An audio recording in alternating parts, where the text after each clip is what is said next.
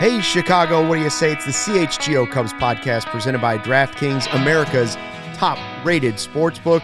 Make sure you download the app and use the code CHGO when you sign up. Luke Stuckmeyer, Wally Pip, as some people call it, not Cody Delmendo, sitting in my chair yesterday. Well, I saw that. Making yourself real comfortable, weren't you? Oh, yeah. Yeah, oh, I yeah. saw, Your job's in it's in trouble. It's in jeopardy. I know. It's in jeopardy. I better get back to work tomorrow. That's the first thing I thought. over there, vibing out. We had like 70-some people in the chat live yesterday. I was one of them, though. I just wasn't commenting. I was keeping an eye on what was going on. Okay. Eugene McIntosh from the Bigs joining us today. Yes, What's going on, man? In the building, man. Appreciate you Good guys. to have you in. It's been a long time, man. Ryan holds you guys down on the Cubs beat, man. We formed a really good relationship, man. So it's about time for me to come around and see the great digs y'all got around here, man. Everybody watching, man. These guys are doing it big, man. So thanks for having me, guys. No, it's very Absolutely. cool. You can follow him on Twitter at StayHumble or also at It's the Bigs. We're going to talk a lot of Cubs baseball. We have more rumors coming out, reports coming out as the GM meetings continue in Vegas. And sometimes they say what happens in Vegas stays in Vegas. But not when it's baseball rumors. They have a way of leaking out whether people want them to or not. So let's start with Bruce Levine, who is big on the Jose Abreu to the Cubs report. Like, Bruce has been hammering that away since the very beginning, like, Abreu to the Cubs. They're going to be in heavy on him. They're going to be in heavy on him. He continues with that, but now today he's also said that the Cubs are very interested in Corey Kluber as one of those rotation pieces. Now, those guys, so you're talking about somebody that's 36. Actually, both are 36. Right. Does Kluber raise the hair on your arms at all? Like, does he give you any kind of tingles, Cody? I'll just say that, like, he just brings a veteran presence, I think, and I think he's reinvented himself. See, because what the then Indians traded him to the Rangers, right?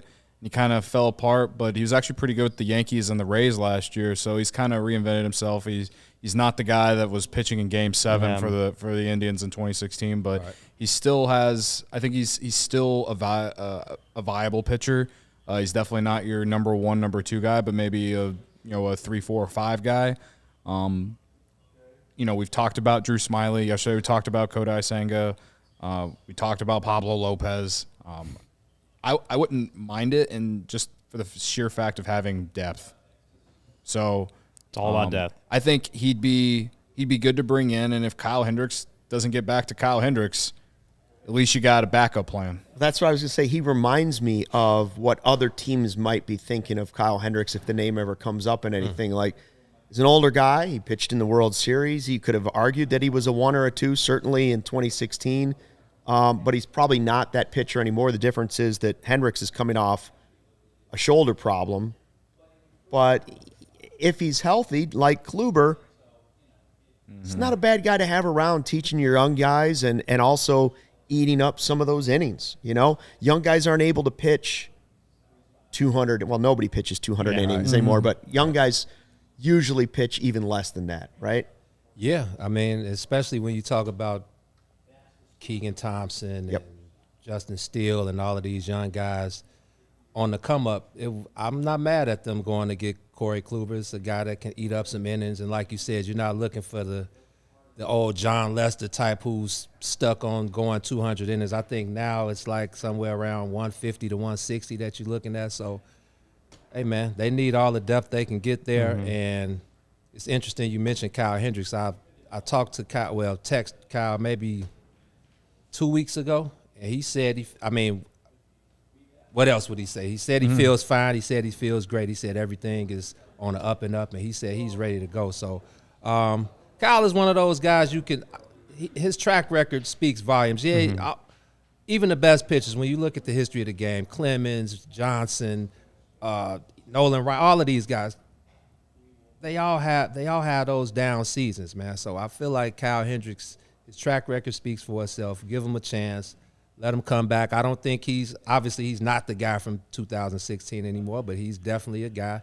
If he's 80, 90%, he's easily 3, 4. You got Stroman. You got a couple other guys who can kind of fill in. So Corey Kluber I think that would be a good addition for those guys. I think that it all comes down to is you can't count on every pitcher to make 32 starts and over 200 innings anymore. Like even 2016, like that was an anomaly how healthy the starting rotation was when the Cubs won the World Series. You can't count on Kyle Hendricks to stay healthy next year and be Kyle Hendricks in the same sense that you really can't count on anyone to be healthy all next year, right? That's why rotations are so, like the depth or rotation depth is so important these days, because if you have 7-8 guys who can capably step into a rotation for large chunks of time and pitch well, like if you have an Abreu in the bullpen, but for whatever reason he needs to join the rotation for a few weeks to do some starts, that's why the depth is so important. So getting a guy like Kluber, like y'all are saying, is not to look for an ace or this guy to bounce back, change the scenery into an ace. No, but he's a guy that if he's your fourth or fifth starter, or even if he's one of those long relief guys that comes out of the bullpen and covers a lot of innings and can also step in when he needs to start, then that's good too. And that's where the depth of the rotation comes in, because you're not going to rely on guys to go 32 starts, 7 innings per start anymore. That just doesn't happen. So you need to have 7, 8, even 9 guys that can capably do that. Some people in the YouTube chat are saying, we don't need to do any more reclamation projects. And it's like, I'm looking at Corey Kluber's numbers with the Rays last year. Not bad. And they're really good outside of the ERA. And the ERA isn't the full story like some people like to think it is. I mean, he pitched 164 innings. Michael Collada, I know you want guys who can pitch innings, man. Not saying he's going 7 or 8 anymore, but again, he pitched the most innings since 2018 when he was with Cleveland. He had some injury plague seasons in there, but 164 innings this season, 31 starts, 3.0 FWAR, which was his highest since 2018 in Cleveland. So it was a big bounce back year for him after kind of trending down after all those great years in Cleveland. Again, I'm just saying I don't even think it's a reclamation project. I think it's just like a veteran presence. Yeah. I agree with what Eugene was saying. First of all, about Kyle Hendricks, I agree that you can't count on him to be a major part of your rotation because it's someone coming off a shoulder injury, but I don't ever count that guy out. And when he was right this season and he wasn't bothered by the shoulder, there were signs that he could still be very good. I mean, he was almost he had multiple starts where you were like, that's the Kyle Hendricks. And so I don't worry about that part. And the Kluber part, remember, if they were to go out and sign, let's say, Kluber and Cody Senga, and you're like, well, neither one of those guys is your number one frontline starter. Okay, but why would that be happening? Maybe they think the guys that are available, maybe this is a backup plan that they're talking about these guys. Maybe they're thinking, well, if we do that, then we'll spend heavy on the bats. Would you rather have that and then wait for that pitcher the following season? They're not going to solve every hole on the team this offseason. That's just not going to happen. So, and it may not be smart thing to try to do that, And they have to be fluid about it too. Like guys go off the board and you might have to change your plan a little bit. So when you start hearing these names, don't think that necessarily you hear Kluber and it's like, oh, that's their number one target. Kluber's their number one target. No, but they're doing what they should do. They're talking to his agent because if other guys go off the board, they might go less money into the rotation, more money spent on the position players. If they get Herrera or another big player and it's Senga or Kluber, that's okay. That's still going to greatly improve this team this offseason. I know everybody wants the frontline starter and Correa and Turner and and they want to trade for and Aaron Judge Ohtani. And they want it's just not going to all happen. Just lower your expectations just a little bit and realize they can still make major progress this offseason with some moves that might be under the radar. Dexter Fowler, when they signed Dex, was not a super signing where you thought, oh, they got to get Dexter Fowler. No one got excited about Miguel Montero trade. That's right. Wasn't Fowler a trade too? It wasn't even a free agent, big free Fowler agent. was a trade. They traded Cubs legend Luis Valbuena for him. And then 16 was the whole 2016 was the whole he was almost signed to the Orioles and all of a sudden shows up at spring training kind of thing like that. I think that if they don't bring back Drew Smyly, Kluber could actually be a play. That was the next name I was going to say. Jordan Bastian says so. He's declining the option, but they're still talking to him, right? Right. So And that's just another So name if to that put in the doesn't mix. work out, I think Kluber would be fine. Like, you can replace Drew Smyly. But Drew Smyly was good enough to where I'm okay with him coming back. Plus, he's lefty. So I like the lefty. Yeah. But I think it was kind of expected, what's happened with Drew Smyly. Obviously, the reports are that they're discussing it, but I think it was always kind of expected that the mutual option was going to be declined, but they were always going to meet kind of and see what they can work out. Because Drew Smyly, like, he declined his side of the mutual option, but he has talked about, you've been there, Eugene, how much he likes pitching at Wrigley Field and how much he wants to be a Cub and stay in Chicago. So this is pretty much kind of just an expected formality of the process, right? But I will say Drew Smyly, when he was healthy, he did miss a lot of time with the oblique, first half of the season. And then sometime in September, he took a little bit of a break, not IL, but a little break. But when he was healthy, he pitched pretty well. August, he was one of the best pitchers in the majors. I think he had a sub-1 ERA. He was like 4-0. It was his August was insane, and that's I think one of the reasons why they've really thought about bringing him back next year, because he pitched really well when he was on and he was healthy. But you don't really know, because you don't, like everyone's kind of saying, that there's going to be a lot of these guys that are 4 or 5 at best back end guys.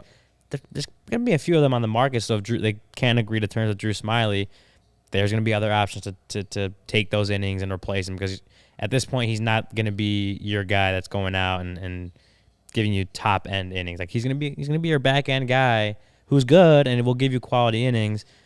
But there's a lot of guys that can do that as well, and that's so. But he is lefty. I would like to see. That is one thing. Key. Again, if I'm the Cubs, I would probably try to bring back Drew Smyly, because he pitched well. He knows what it's like to pitch at Wrigley now. He understands the environment where other guys haven't. Corey Kluber doesn't know what it's like to pitch at Wrigley Field every day, or whenever he does pitch, and just kind of be around the organization. Whereas Drew Smyly has the full year and is under his belt now, and he's lefty. So if I'm the Cubs, I would definitely look into bringing him back. I think that's a good deal for the right price. Mm-hmm. Sean saying on the flip side, they could sign one of those shortstops and trade for a front line. Yeah, of course. Yeah. Like all those things are. We're in week 1, guys. Those are all week 1 of the discussions. offseason. We don't know what Jed Hoyer's true number one plan is. We don't know what they came up with going into these GM meetings. This is generally a time where guys are laying the groundwork for future deals, but maybe that timeline has moved up and something starts to happen. I would agree that for the fans that are anxious for one to happen, I would like to see the Cubs push the narrative as opposed to reacting what just some other team does. So they really have a guy that they've targeted as, we want this guy. Let's say it's Correa. Go after him. Don't wait around. So that's something when we talked to Jed in that end of the year meeting, I asked him, like, when you look at these teams that are playing in October, you look at the Phillies, they got Harper. You look at the Yankees, and they got Judge and Stanton and Soto in San Diego, and just all the other teams. They have the star power. So where does adding the star power fit in the priority list? And he gave like a baseline. What Jed is known for. I remember your question. Like he kind of beat around the bush a little bit. He beat around the bush, but he knows that, like you said, this is a fan base that they deserve it, man. So it's like we don't know what he's thinking. Maybe Bruce Levine does, but you have to be, to me, and maybe that's why we sit in the press box and we don't run organizations, because to me you have to. And is it Correa? And even there, it's like, this is a question I wanted to ask you guys. Is it a situation where, okay, there's Bogarts, Correa, Turner, Swanson, I think those are the 4. Obviously, Nico Horner just showed that he's more than capable of holding that position down. I mean, it's kind of a small sample size. It was a year, couple injuries here and there, but that's baseball. But is it a situation where you just go out and get the best player possible and worry about everything else later? Your boy Nick Madrigal, we don't know what, so it's like you get Correa, you get Turner, whichever one of the guys, and then is it a situation where you move Nico to second and you put all the other pieces in, or what do you guys? Where do you sit on that? I think, my personal opinion is they just have to acquire talent.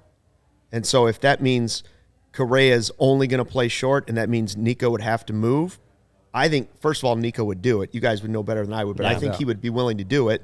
And so I'm okay with that. If it's somebody else and they're able to play third base and the Cubs say, well, would you be willing to play third or short? And they say yes.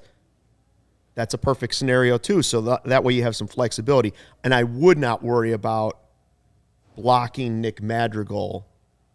Like if you pick a shortstop, you have to move Nico, so now Nick Madrigal is blocked. I don't think you can do that. Not when you're talking about trying to get a player the talent level of Correa. Like if you're just doing for any ordinary Joe, fine. But if you're talking about Correa or Turner, well, they've earned a right to more than Nick Madrigal has. So that's just my opinion. Yeah, I mean, and it's so funny how all this stuff plays and into how it all plays together, because you have the defensive shifts being limited or pretty much banned at this point, which means defense up the middle and just defense on the infield is going to be even more important than it has been. And we know we've seen just from Nico how he's played, backing up like Nick Madrigal on shifts, how well he plays that side of the field. We know he could be a Gold Glove caliber second baseman. So if you get one of these shortstops, like Nico would move over there and have no issues, right? But you also got to think about, and it's when we talk about the pitching, like Corey Kluber has lost a lot of the velocity he used to have. But then if the Cubs end up like signing him or something, Drew Smyly's not a power pitcher. Kyle Hendricks, a lot of ground balls. Justin Steele, a lot of ground balls. Marcus Stroman, a lot of ground balls. So Lopez. You're trading for Lopez. Yeah, right. That was floated out there. So if you have all ground ball pitchers, wouldn't that make up the middle defense even more important than it's already going to be? Because you have guys, you're going to need guys that can play ground balls all over the infield, all over the entire game. Like, do we still believe in the philosophy that baseball games are won up the middle? Does that philosophy still exist? I'd say it's still one of the most important things. Okay. If you have bad up the middle defense, then what are you gonna do? I mean, we saw it this year. I mean, guys like Jonathan Villar. It can get fluky when Mike Moustakas is playing second base for the Brewers. What it's like when it can get fluky. Oh man, but the shift will be gone. We could see what happened early in the season when like Jonathan Villar was playing second base and dropping double play balls, right, or bobbling them, whatever. Up the middle defense is still probably the most important place defensively on the field in any given game, right? But if you have all guys that are going to keep throwing ground balls, that becomes even more of a premium position for you, and that's where the Cubs are at. That's where they're probably going to be, and getting one of those shortstops helps offset that by a lot, in my opinion. And, with Nick Madrigal, you asked about Nick Madrigal, there are ways to get him in games. The DH helps with that a lot. The fact that guys don't play all 162 helps with that a lot. He may not get the 600 at-bats a starter would get, but if you could get him around 400, and he's healthy, that's... that at least gives you a season of showing what he can do and who he can be. And that's more than you've really gotten. Definitely obviously not 2021, but way more than what you got this year as well. Yeah, I mean, as far as the shortstop, I said yesterday, I don't care who, just get one of them. I really don't have a preference. I need the Cubs to set the tone. I said I'm going to be saying that a lot for the next 2 weeks. I feel like it's just set the tone for the offseason. We're all sitting here waiting. We've been sitting here speculating. What are the Cubs going to do the offseason? What are they going to do? Are they going to actually spend some money and fix their roster and fix the holes on it? Or are we going to be sitting here in January, February and signing, guys that they can trade the deadline again? And they're just not in a position, in my opinion, to where that should be the only option. So I'm at the point, and this is sad, but I am at the point where I just want to see them try. That just try. That's sort of what Brady is suggesting in the chat. He's asking us, do the Cubs need to make a splash quickly to sort of signal their direction to other free agents? You know what I mean? So to show another free agent we are serious, this is what we're doing. I think they've already sort of started that path by rebuilding the farm system and showing that some of these guys and bringing in Nico's development has shown that. And I think anybody that went up against some of those pitchers would realize that. But I do think there is something that if you sign Correa or Turner, whoever, it makes it easier to go get that frontline starter when you could say, this is our shortstop, and by the way, this is our second baseman, and we have more money for you, and we're not done, and the prospects are coming. So I understand what he's saying there in that question. I kind of say, yes, they do sort of do that. They do need to set That's the what I said tone about for free Senga agent. yesterday, because he's been linked to the Cubs all year too, and it makes he makes perfect sense just as much as a guy like Kluber or Pablo Lopez, like we talked about yesterday. So, just a move of that caliber doesn't have to be the top shortstop yet or the top pitcher. Just like something that shows okay, they're going to try, they're going to do this. Not only does it help convince the fan base, but also other free agents, like you said. So Yeah. I know they can't technically start doing it till Friday, but I'm just a very impatient person at this point. Admittedly, I'm very impatient. And I remember, I think it was during the season. I think it was Gordon talking to Rodon, and what Gordon does talks to these guys about wanting them coming to the Cubs. And one of the things that Rodon asked him back was how's the defense up the middle? If I'm remembering correctly, it was how's the middle infield defense? And if you're going into talking to Rodon and free agency, and then you say, oh, well, we got Nico playing second base, and we got Carlos Correa or Trey Turner or whoever playing shortstop, that seems a lot better than what they have right now. Mm-hmm. Absolutely. That probably moves the needle a little bit more for potential free agent pitchers, knowing that the behind them, if they pitch and the ball's on the ground, it's even bigger deal now. The too, middle with infield the defense is going to be really good behind them. Yeah. We have a couple more possibilities to talk about, but let's get to. I just want to make sure I've got the right ad reads today because I'm still. Your readers are right here. Hold on, let me put on the readers here. Like me, man. Yep, I was right. I thought I had it in there wrong. Sure enough, just making sure. You know what they did at Wrigley? We saw they put in new LED lights. They did.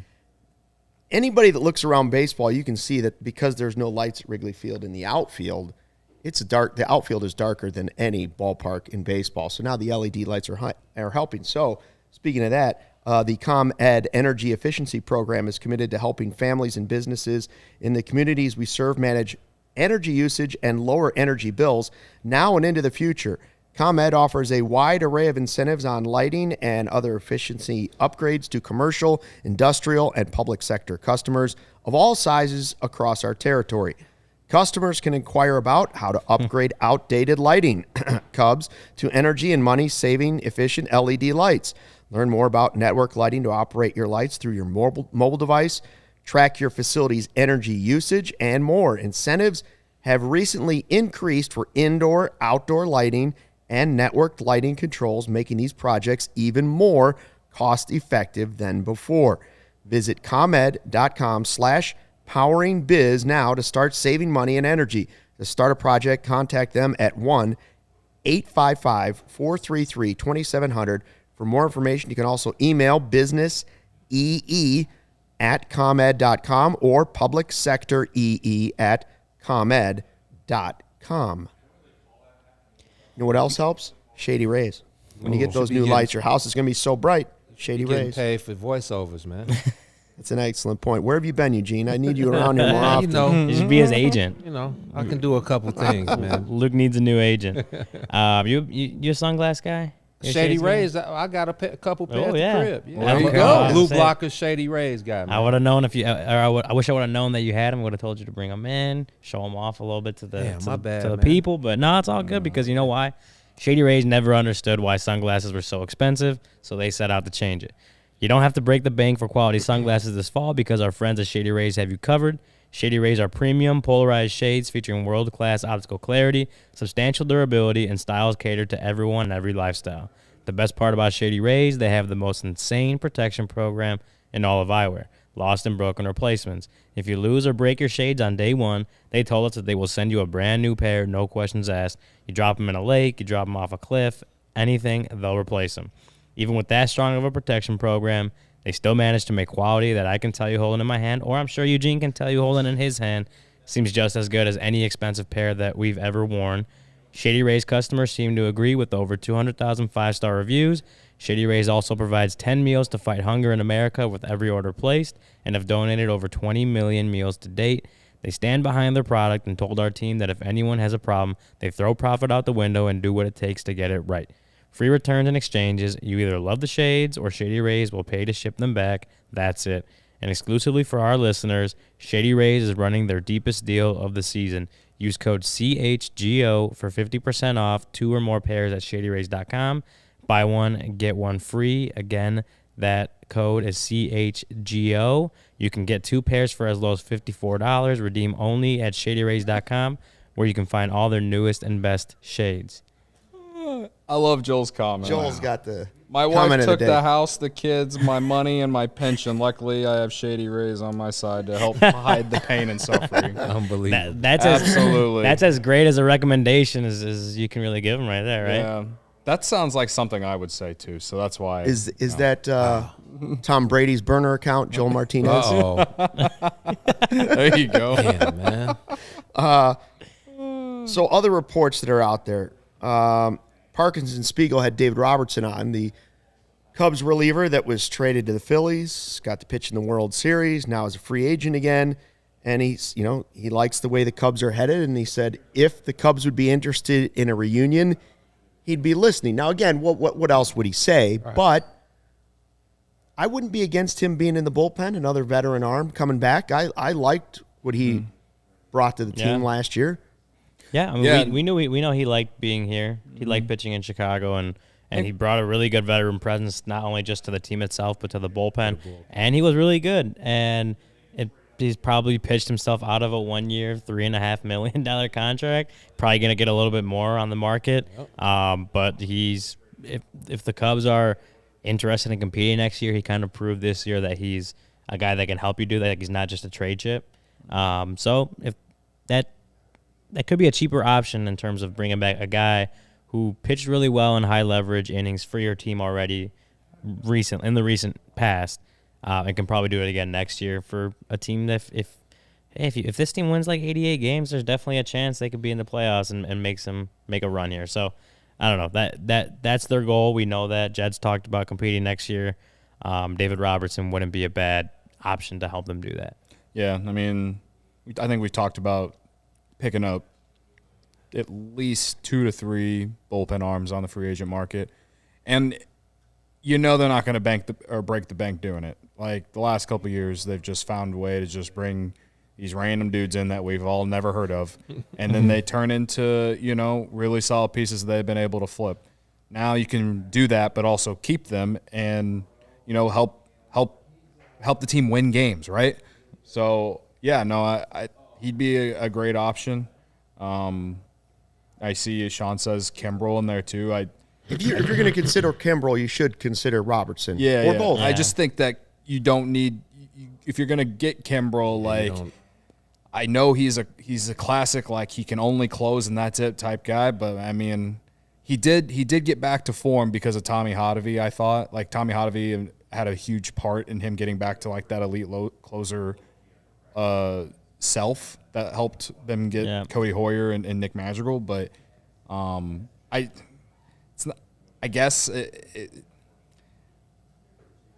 just don't know how I feel about Kimbrel. But yeah, Robinson and whoever else. Like I don't think they're going to break the bank doing it. I think the Mets giving Edwin Diaz all that money is a gigantic mistake. It is what was it $100 is. million almost? Yeah. Something like that. The Mets don't make mistakes. No, they make plenty of mistakes. PCA. But they also have an owner who will just spend as much money as he wants, and that's fine. Like it probably won't be a mistake for them long term, but I've never been a fan of paying a closer $20 million in AAV every year. I think I'd rather the Cubs spend their money, that kind of money, on guys who are going to play every single day and are going to impact every game, and the closer only impacts the 9th inning. So I don't know. I get that you need a guy like that, but we've talked about it ends about how the Cubs pitching infrastructure is very plentiful, and they have guys and that I think can grow into that role. So Yeah, again, shout out to we'll the see. pitch lab, man. Yeah. The pitch. Yeah. I think that, and if they talk about bringing Robertson back, I think it's perfect, but I don't think you need Robertson and Kimbrel. I think to be honest, and Craig Kimbrel was one of my guys. I really liked him. He was cool around the clubhouse, good guy to talk to, always gave his time. But I think we've seen the best of Craig Kimbrel now. So I don't think the Cubs are even looking that way. But I think it was so bad with LA that he didn't even make the playoff roster. You know what I mean? Like, if you sign him, you're getting him on a very cheap deal, and you're hoping that Hottovy and Moskos can just get him back to like how how they talk about how they try to bring the best out of everyone, right? And if they can get him, if they did take that chance, again, it wouldn't be for very much money, so I'm not against it, but I think there's other guys out there, so. Let's see what Cody Hoyer comes back with. Right. I think that bullpen they're in good hands, man. And they got some guys on the farm too that I think will get a chance next year. Like I said, the one thing I was right about this team this year was that I didn't have to worry about the bullpen. I really didn't, except for after the deadline and they had to figure out roles and stuff. But that was the most amazing thing that happened all season was that they traded away their four best relievers, and then they came in and the bullpen was still decent. Well, we see Brandon Hughes comes up, and guy who wasn't even a pitcher 3 years ago. Yeah. I mean, that was like that game. Then he came up, and like as he went through, I think it was like 2 innings, pretty much, something like that. And as he went through and struck out 5, and we're like, I think we're sitting next to each other like who is this guy? Right. And then like an inning later, Christopher Morel shows him up with a home run on his first at bat. But it was like Brandon Hughes was one of those guys that came up through the minor league system, transitioned from an outfielder 3 years ago to a pitcher, and then quickly became one of the Cubs' high leverage guys. I don't think you need to go out and shell out big bucks in the bullpen, because I just don't think that you need to build a good bullpen, because you have guys, especially young guys, especially now when you have Keegan Thompson, who can honestly go out, come in the 7th inning and just pitch the last 3 and get a save that way, right? Yeah. But then you have Brandon Hughes, who looked good, Jeremiah Estrada, who needs to take a step next year, but has the potential. If you go back out and add David Robertson again, probably for a little bit more money, but you're not going to break the bank. Then you have Alzawai. Then you have Cody Hoyer will come back eventually. But yeah, that's a pretty solid bullpen right there of guys that feel dependable. And we know that was not. I don't think Ross had too much confidence in those guys. A lot of them, yeah. Yeah, a lot of those guys. It was just like I feel like it was more of showing Jed in the front office what they didn't have versus what they did have. Well, so when you look at guys like Rowan Wick, people are always DMing me, why the hell are they still throwing Wick? And it's like, hey, man, you got to show him something. Yeah, they got no one else. Either it is or it isn't. Well, then it's that, and some of these guys, would go out for getting out, and then, in old days, the guys would go out 1 inning, they'd go out, get 1 out, and then it'd be done, right? Yeah. They wouldn't have that second up down, whereas you saw a lot with guys like Eric Ullman would go out, get an out in like the 6th, then come back out for the 7th for the full inning, and wouldn't have a lot of success in that role. And people are like, why are they doing this? A lot of these guys don't have to be multi-inning relievers. Not everyone has to be like that. Well, it's like you don't really have any. You kind of have to spend this time when you're not making the playoffs trying to figure out who can be that kind of guy. And that's another thing is Ross is throwing these guys out there because he's like, can you sink? Can you swim, or are you going to sink? Right. Can you handle this role, or do we need to go find someone else for next year? That when he would do that, that's what was always my interpretation of what was happening was you got to figure out what these guys can do and if they can contribute in some way, because if they can't, then you need to go get someone else. I've got a question about Willson Contreras. So everybody believes it's been reported, it hasn't physically happened. He's going to decline the option, $19.5 million. And then you start to see the options of where he might sign. John Rossi throwing some things out there and seeing the compensation that the Cubs would get back. Cody has said many, many times, anybody but the Cardinals, and it does not seem like – so here's the deal. Tigers would be a third-round pick that the Cubs would get back. The Cardinals and Astros would be a second-round pick, and those teams would lose $500,000 in their international pool money. Now, Cody – you don't want him going to the Cardinals, and it doesn't seem like that would be a Cardinal-like move, right? No. To give up a second-round pick at $500K. But wouldn't it be better for him to sign with the Cardinals and you get a 2nd-round pick and hurt their pool money than going to the Tigers and getting a 3rd-round pick just so you don't have to see him? Well, I've said over the last couple of weeks that, like, on the emotional side, I don't want to see him play for the Cardinals. But, like, I also have been saying that, like, him going to the Cardinals is the most unlike Cardinals move that I've grown to know over the course of my life. I don't think the Cardinals want to give up that draft pick and international pool money for a 30-year-old catcher. I just don't. No. What about the Astros? The rumor was he was almost traded to the Astros, but now he doesn't have the free agency thing. I feel like the Astros are just a little bit different in that. Like, they spend money on their team and stuff, and like the Cardinals spend money, but they spend money on guys who are already on their team. They're not. They're in recent years. They're not like big players in free agency. They're big on fleecing the Rockies and the Diamondbacks on some trades. I'll give them credit there. Yeah. I'm clearly still not over it. Getting Nolan Arenado and $50 million. Getting paid to take Nolan Arenado off the Rockies. Well, the Astros are still a team that won the World Series because they were comfortable with Martin Maldonado and Christian Vasquez as their catchers. And Christian Vasquez is now going on the free agent market, so but will they want to spend more money, which will probably be what it takes to get Willson Contreras, versus just maybe getting another guy like Christian Vasquez to be one of their 2 catchers. Because they have a lot of confidence in Maldonado defensively, obviously, not offensively. He's not good. But I think the Tigers have a good shot just because, like, I think that him reuniting with Javi Baez would be a big is something like the Tigers would think that's going to put them over the top or something. Well, it'd be fun to see him and Javi beat the White Sox a couple times. They would be the most booed guys. They would be the most booed guys in the AL Central. Yeah, they would be Harris booed more than any Cubs now. Player when the Crosstown Cup happens. Yeah, Scott Harris being in Detroit, obviously he's familiar with Willson from the great years. So that's just a prior relationship that may facilitate Willson going to Detroit. I don't know who's going to want to get him because just knowing what they do have to give up and how much they weigh that versus what Willson brings to the table. Exactly. You don't really know what other front offices think about that. But I guess someone's going to want him. Reports out of Vegas are that they have not offered him the qualifying offer yet. We know that's going to happen, and we expect him to decline. I know he's going to decline. Yeah, we expect him to decline. I know Heyman already said it, but that actually hasn't happened yet.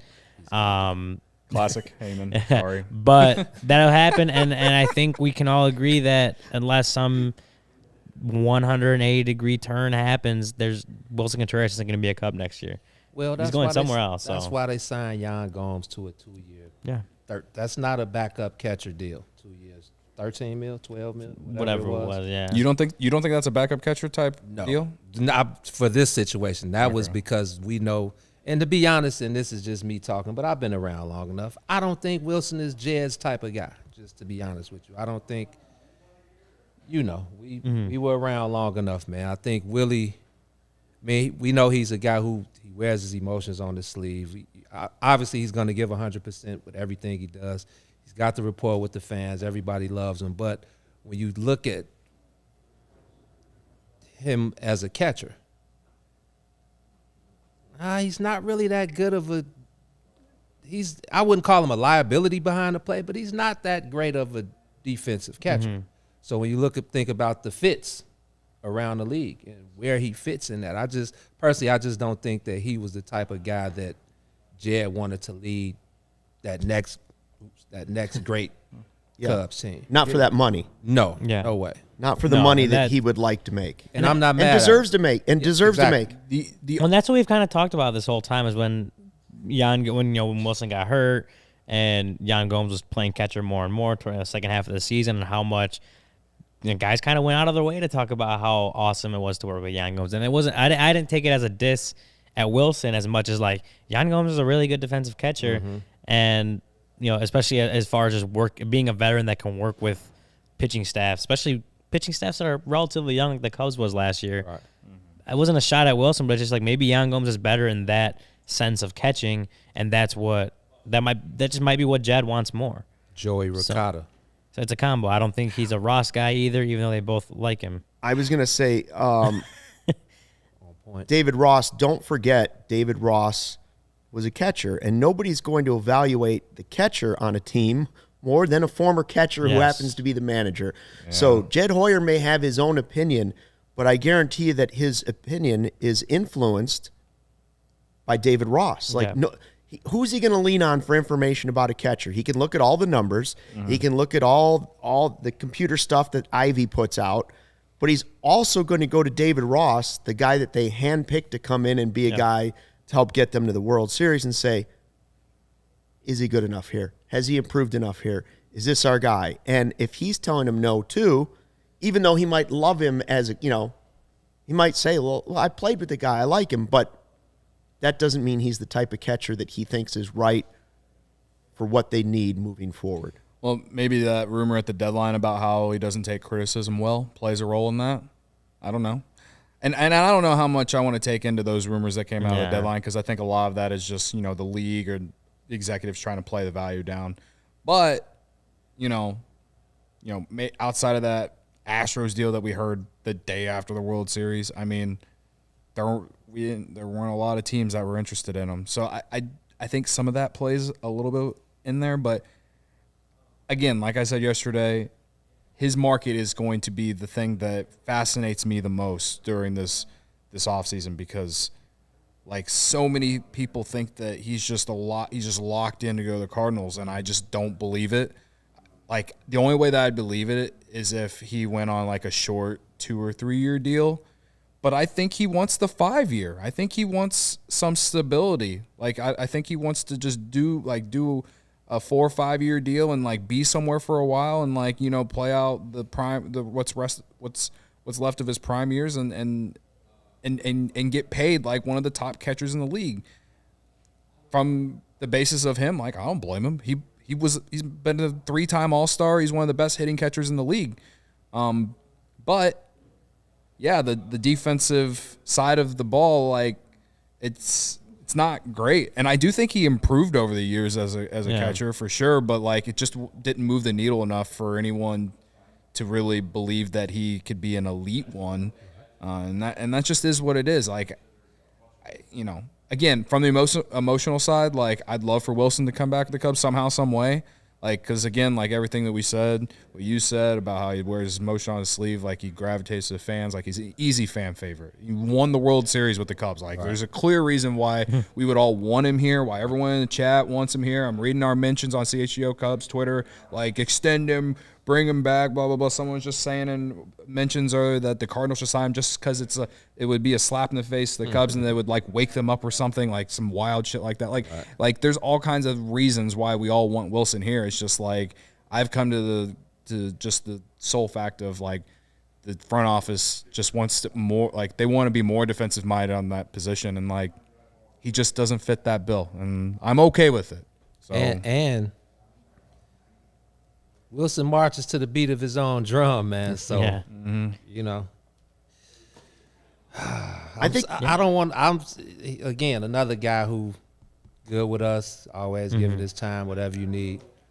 But it'd be sad to see him go. We saw it twice this season. We saw the reaction from the fans. We saw the reaction from baseball in general. But I think it's time for him to move on, man. Go get the money you want, because someone's going to give it to you. I hope it's – as much as I'd love that second-round pick and $500,000 of international pool money from the Cardinals, I think a third-round pick from the Tigers is fine. I'll take that. And I honestly think that's more likely to happen than the Astros or the Cardinals. The Tigers – They spent money last year and they completely flopped. I know they had some injuries, blah blah blah, but they got a new front office now. They gotta right the ship, because it feels like they've been rebuilding for literally almost a decade. It feels like it at least for the last half decade. It feels like they've been rebuilding, and they thought maybe they're on the rise last year. Things didn't work out.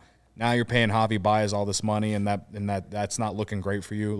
They got to figure out how to get back on the right end, and so I could see them making a move like this to, get fans excited, to, hopefully bring that offense that they need, and something like that. And I, in that division, maybe that's another thing. Willson wouldn't mind going there, because it's not as competitive as the AL East or or wherever the AL West, like just have a good chance to make the playoffs on any team there. So I don't know. It again comes down to I just genuinely think it comes down to money and years. I was gonna say money talks, man. Yeah. And I just don't think the Cardinals are gonna do that. So. Yeah, but to your point, Eugene, is you were talking about it's kind of time. It does feel that way, right? Like it's as much as like people would want Willson to stay, and probably if he would take a hometown discount, the Cubs would keep him around maybe. But no, it just seems like it's time where the relationship got to the point where it got. They had the run. The Cubs are kind of just looking at this new era, and what they want and what Willson wanted aren't completely the same. And it just does feel like it's time that Willson goes and again gets the bag because someone's going to give it to him. Find a situation that a team that really wants him, because at this point it doesn't feel like the Cubs do, and that's what he talked about at the end of the season, like being somewhere he feels wanted. Yeah. Someone's going to want him. Someone's going to pay him money. That may just be a better situation for him than where he would be in Chicago at this point. I think at the end of the day, like if Willson goes wherever, fans will react as we all expect. People will be upset. I will be sad. But what will help heal those wounds is the Cubs just spending money on other positions to make it better and go into next year with what looks like a competitive team. And we will all get past that. Like, I think I tweeted this last night related to like Anthony Rizzo, because it was reported that the Yankees are going to offer him the qualifying offer. Like, it's very unlikely he's going to come back to the Cubs, blah, blah, blah, blah, blah. Over the last year and like 4 or 5 months, all of Cubs fans, all we have done we've just talked about former players. This is literally all we've done outside of Nico Horner. And we maybe only a few other guys. We only have Wilson and Hendricks left, so like all we've done is talk about former players, and like it's fun to like reminisce on the what they call the good old days and all of that stuff. But like, I am at a point where like I need the Cubs to like fix this shit, because like I'm so ready to just finally move on and like get to the next era. Like, because it's just. That was the whole issue. That's the whole thing that I'm having, like with this entire, like with the Cubs fan base right now, where I'm just like, dude, like y'all are like holding these grudges against the Cubs front office for all this stuff and that, and like I get it, because like it sucked to see a lot of those guys go, but like you gotta give it some time. They improve the farm system now, like improve that major league roster and continue to grow on the farm, and let's see what happens. And then we can remember the good times, we can remember all those players, but we can also move on with the fact that, hey, like we got some new guys here, we got exciting young players here now. They just like the front office has to prove that they're serious about it, and like that's why I'm saying set the freaking tone, man. Yeah. But if Cody can move on, you can move on. That's what we're saying, because we love Wilson's passion, but speaking of passion, nobody's more passionate about DraftKings than Cody Delmendo. I was going to say, I remember, the Bigs Media.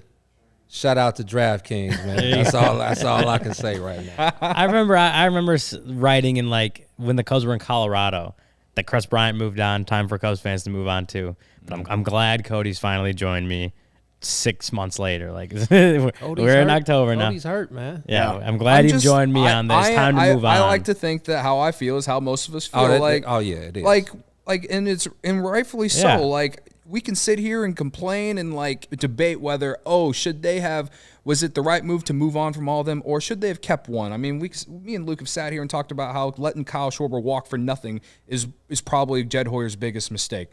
You know what I mean? Like, yeah, we not can letting him walk for nothing. Well, yeah, letting him walk for nothing. Like, we sit here and continue to do that, but I feel like that's what we've been doing for the last year and a half, and I'm just like. Put something on the diamond that like gets fans excited. Frank Schwindel didn't do it. He did for like 2 months, man. Him walking into Murphy's and drinking Miller Lite was VR fun. and Simmons that got me riled up most of the season. Andrelton Simmons. Yeah, Andrelton Simmons and VR, that got me hyped for a lot of games this season. Listen, despite how bad the year was, I did find some like good moments. There were some good times. No, it's just like you get what I'm saying. No, I mean, for me. Me and Ryan talked about this every day. It's like first of all, this is a team that there were a bunch of guys who probably shouldn't have been on major league rosters, who were just trying to prove that maybe they could be maybe everyday Major League Baseball players. But when you look at guys like Alfonso Rivas, like he was okay. He probably should have been in AAA though. Well, so he had a shot and just didn't I grab mean, onto it, especially you at know? first base. Yeah. It's like need some pop over there. This guy, Yep. he did his thing, but he probably should have been in AAA. Christopher Morel, another guy who probably should have been in AAA, but you know he came out on the better side of things. So I mean, there are some things to look forward to, man. They started the year huff. They started the year really on the downside, but they picked it up at the end, and that's because a lot of guys, you know, they started to get the reps. And we talked to Christopher. So when you look at the team now, the outfield is pretty much sold up. You got Ian Happ with his first Gold Glove. He'll probably be holding down left field. Obviously, $85 million man in right field. Center field, do we think Brendan Davis is going to start up next year? At this point, we don't know, just because of there's a general soreness that was the given name for why he didn't finish out the Arizona Fall League. We know he's still trying to build up strength from the back. Better have a real good backup plan. Right. Yeah, I wonder, but it's like like you're saying, it's him. Morel's like an option there, but he was a negative defensively there. So we talk about Morel, and we asked him in the dugout. I said, "Well, we've seen you play all over the field. What do you think is your best position?" He said third base. I'm like, okay. I mean, he has the arm. Just the accuracy needs to improve. The accuracy must improve. Remember when we were in Milwaukee and we watched his pregame, and I'm like, and then he had 2 errors that game. I'm like, this guy's all over the place. Personally, I feel like he's better up the middle. Yeah. Double play. I think we all agree with Yeah, that. he's much better up the middle. And it's definitely better if you just leave him at one spot. Yeah. Anybody would be. It's a plus that Right? that Ross has. Well, and again, this is a team that they weren't playing for anything, so you had the ability to move him around like that because it wasn't really hurting anything. But I think going forward, now that you know that he's one of the pieces that will be there for the next few years or should be there, you find a spot for him. I'm not sure if it's second base or if it's third base. Personally, I think Patrick Wisdom, he's a guy with some pop. Obviously, we would love for his average to be a little bit higher, but I think he would fit platooning him. If the Abreu move doesn't happen, I think platooning him at first base, if you get Mervis up, I think that would be a good move for them. Find a third baseman. I don't know, is Devers a free agent? No, Devers would be a trade. Devers would be the trade. You know? But if they re-sign Bogarts, there may be a little more of a possibility they trade Devers. Yeah. But we'll see. But yeah, it's like a lot of there are some positions out there. The depth is, you need depth to win in this league. But before anything, like my boy says, man, you have to get there first. And it's all. This is Jed's. I gave Jed a pass last season. This is his first offseason where now the heat is on. And it's like, okay, now let's see what you learned from Theo. And I'm going to give Jed the benefit of the doubt, man. I'm going to let him work his number this offseason. We'll see what he comes up with. But I'm with you, man. I don't think they'll be competing for the division title this year, but 2024, it's a must. Like if they're not competing in 2024, then this is a failure. I think competing for a wild card is like a given. Like if you can, Especially with expanded In this playoffs. division. Expanded And in this division. And in this Yeah, division. has to. Yeah, so you said 88. I think if they could get to, I think they could be an on paper 85 win team. What were they, 70? 74 and 88 this last year. I think they could. When they could. get Correa and Judge and Shohei, Win. No, I think they could build an 85 win team on paper, and then a little luck goes their way. Health, they don't get bit by the injury bug too hard. They could boost that up to like 88, 89 wins. That should be enough to at least battle for one of those wild card spots, if not make one. I think. Cody, you got a DraftKings pick of the week for us? Oh, yeah. All right. This guy won a bet last night that he thought he picked the other team. That's how lucky he is. I took the Cody over. bet on the wrong team and still won. I as a single bet, I bet the under on Eastern Michigan and Akron, and it went over by 6 points. But in my parlay, I accidentally took them on the over, and then I hit the other two legs of my parlay part of it. So like I did get lucky. It was sometimes you get lucky. So usually I win bets because I'm smart, but that time I got lucky. Anyway, tonight I'm riding Bulls money line on at plus 110. And they're a home dog against Plus Pelicans. 110? Plus 110. Home dog against Against the Zion Zion Williamson and the Pelicans coming into Chicago. Now, Home dogs. one reason I'm on this is you can go on DraftKings right now, and one of their promos they have today is if you opt in, the first bet you make on the NBA, if it loses, you get a free bet back up to $25. So go place a $25 bet on the Bulls money line right now, and you can cheer as a fan, or if you think the Pelicans are going to win, why are you watching? But don't leave though. Anyway, yeah, I like the Bulls as a home dog tonight against the Pelicans. They just beat the Raptors on Monday. Zach LaVine's supposed to play, and I think Andre Drummond is probably going to play. Plus 105 now. Plus 105 now. Yeah. There you go. Well, I got plus 110. So I from my understanding, Zach LaVine's supposed to play. So why wouldn't he play? I don't know. You know how they've been treating him these first 2 weeks. No more of the back-to-backs for a month, man. He needs to play every game. I'm not trying to hear. Yeah, I like that mentality. My Mizzou pick of the week is Mizzou. Was it minus or plus 20.5 at Tennessee? Yikes! If you like Really? it, plus 20.5. At Tennessee? At Tennessee, feels like a lot of points. Dude, Mizzou's defense is electric. Offense isn't Tennessee's coming off that bad loss to Georgia. It's going to be a bad day to be it's going to be a bad day to be a Tiger on Saturday. Good teams win, great teams cover. Okay. Yeah, but 20 points is like a touchdown for Tennessee in that offense. They average like 50 points a game. They scored 6 or something like that against Georgia. Are you going to the game? No. We know Josh Heupel. Josh Heupel used to be the offensive coordinator at Mizzou. We know Josh Heupel. Okay. Right. And so I think Mizzou knows how to stop him. All right, fair. Ryan, No, they're not going to stop him. They might slow him down. But you could go to the game if you had the Game Time app, the hottest new ticketing site that makes it easier than ever to score the best deals on tickets to sports, concerts, and shows. Ever dreamed of sitting in a seat you never thought you could, 50-yard line for that Missouri game? Courtside, behind home plate, floor seats at a concert? It's possible with the Game Time app. The biggest last-minute price drops can be found on seats you thought you could never buy. You won't find a better deal this season on Bulls tickets, created by fans for the fans, guaranteeing the lowest price. If you love CHGO, you're going to love Game Time. It's the best way to support us by buying your tickets through the link in the description. Join over 15 million people who have downloaded the Game Time app and score the best seats to all your favorite events. We have another tailgate coming up on Sunday. It's going to be colder, but the Lions, now everybody's all in on Justin Fields now. Oh, yeah. So now you go to our tailgate, $46. There it is, all CHGO.com, all the food and drink you can get. Bags are there. We'll all be there. We'll hang out, have a good time. Green Ridge Farm, it has meats coming in. They're coming in later in the week, so Green Ridge Farm will be there. We're going to have some of those killer jalapeno bratwursts, the spicy ones I think are coming. Probably some meat sticks there. You coming again? Yeah, I'll be there again. I'll be there. Yeah. I'll be bringing a hot beverage with me, so I've got double hot beverage. Yeah, might have to bring a coffee. It's going to be colder this time, but less wind and some sunshine. Hopefully. Eugene, you should totally come. I'm down, man. When is Sunday 8 to noon. It's 8:30. I'm sorry, 8:30. I'll be there at 8.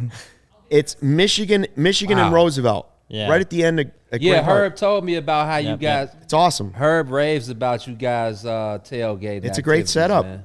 Yeah. Great setup. Big, It's a great big setup. lot. Okay. A lot of room. I'm down.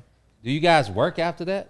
We don't. Nick, No. is And Nick Nick- allowed to? Nick goes right over to he just walks over to Soldier. No. Nick's no. professional. I mean, you could. He and Hogue, they're all there. Braggs, they're all hanging out, and then Yeah. they just go to work. They're just hanging Yeah, out. they come leave hang a little out. bit But before the game us starts. three, Yeah, us we three. vibe. Yeah, We we did It's the our off last day. ones at the last Whoa. one. It was us and an inflatable giant bear. Yeah. That was, and, it was and, the four of us. and Vegas guy. The Vegas And Raiders, a guy in a Raiders Raiders jersey that was Raiders just guy. Well, we'll have to show you a video out that of his guy. mind. Okay.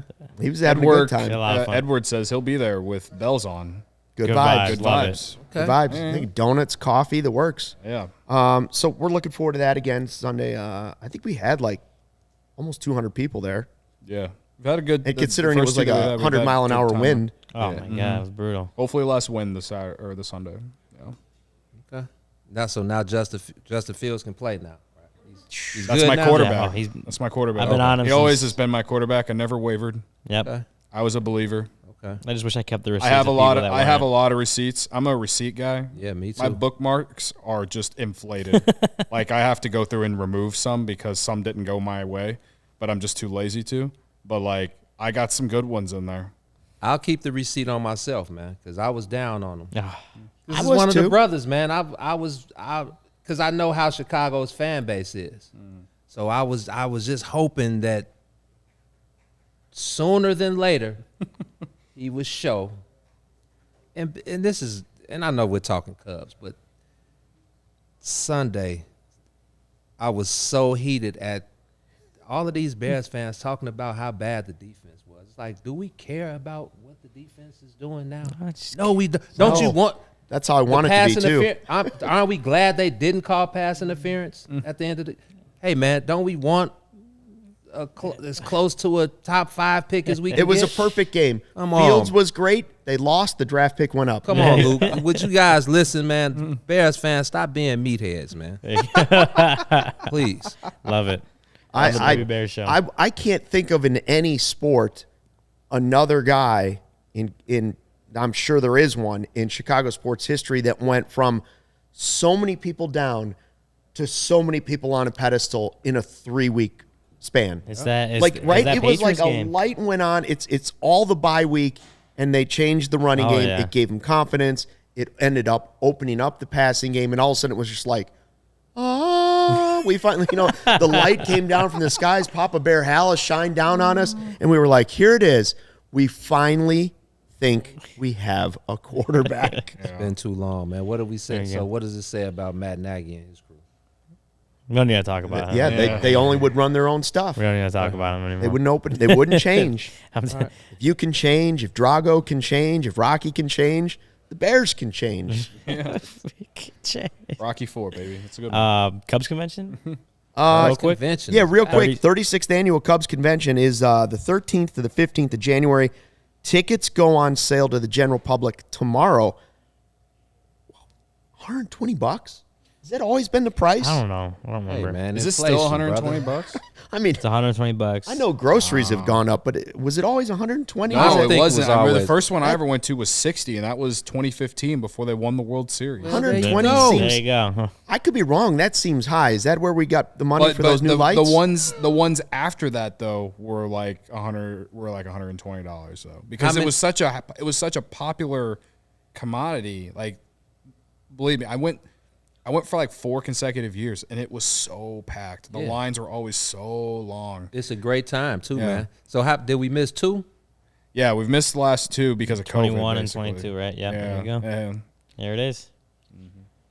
honestly, I'm surprised that it's $120 Yeah, because, like, I don't know how many people are going to actually spend that to come. Yeah, you do. Shane says 105. So I think Cubs if you fans are season tickets, worldwide. people You get know a little that cheaper. That's too. fair. Yeah, season tickets get 105, so Shane apparently is one of them. Okay. So 105 for season tickets, 120 for the general public, and we should be there. I think we'll be there. I'll be there. You two will be there, right? Yeah, I'll that's be the in plan. I'll be in Cancun. Cody would be in Cancun. Yeah. And given the choice, I'd be in I am. Cancun Oh, I'd too. totally be. Mid-January, I would 100%. Yeah, we'll rather live be it in up Cancun. for you, man. We'll live it up for you. All right, we got to get going. Thanks to Eugene for stopping by again. Follow him at It's the Bigs. That's the Bigs. And all at Stay Humble, right? At It's the Bigs and at Stay Humble, man. We appreciate you guys. Anytime we can come and link up, man, we are more than happy to, man. You catch Herb on the beat. Catch me and Terrence. We'll be in the UC tonight for the There we go. Bulls. We all over the place, man. Just trying to You guys do a great continue job, moving man. forward, man. So Yeah. thank you guys for the opportunity again. And we're a text, DM, phone call, Instagram message away, man. You're always welcome here. Anytime you want to Definitely. come on The and jump on digs and are talk great, Cubs. man. Everybody watching, man, come take a tour, man. It's comparable to Cowboy Stadium, man. Jerryland, man. Yeah, These guys or are- Epcot Center. It's very similar Yeah. to Epcot, Yeah, too, this I is- think. Our TV right here is just like the one that hovers over the Midfield. field. There you go. Yeah. Hey, man, Jerry Jones flew into Cowboy Stadium in a helicopter Oh, my with no God. propellers. What? I'm out. And that's how we do it here. That's what we're gonna find Thanks here. for checking out the CHGO Cubs podcast, presented by DraftKings, America's top-rated sportsbook. Until tomorrow, We'll see you then, and fly the W.